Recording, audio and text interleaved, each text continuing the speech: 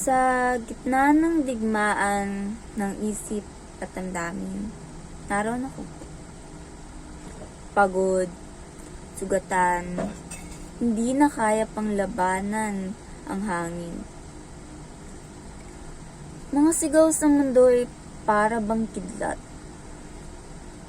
Umahampas habang ako'y nakayuko, hinahanap ang landas.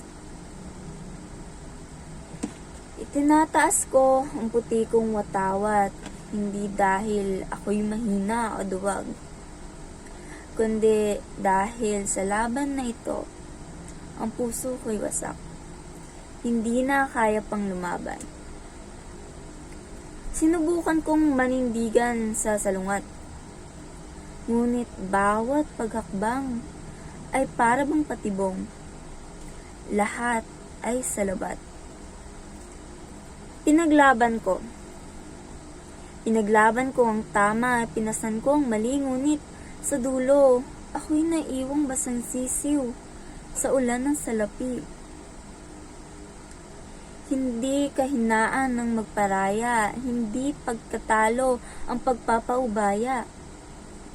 Itinataas ko ang puti kong watawat, sapagkat minsan ang tagumpay ay nasa pagtanggap.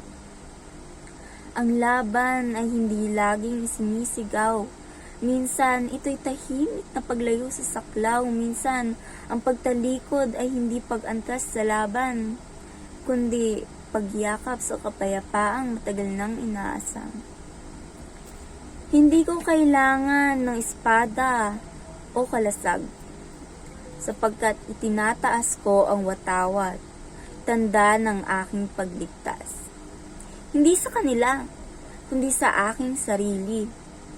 Pagpapatawad sa sugat, pagpapalaya sa pagkaapi. Ngayon, narito ako, nakatayo sa katahimikan. Puti ang watawat sa gisag ng kapayapaan. Hindi ito ang dulo, kundi isang bagong simula. Isang kwento ng tagumpay sa gitna ng pagluha.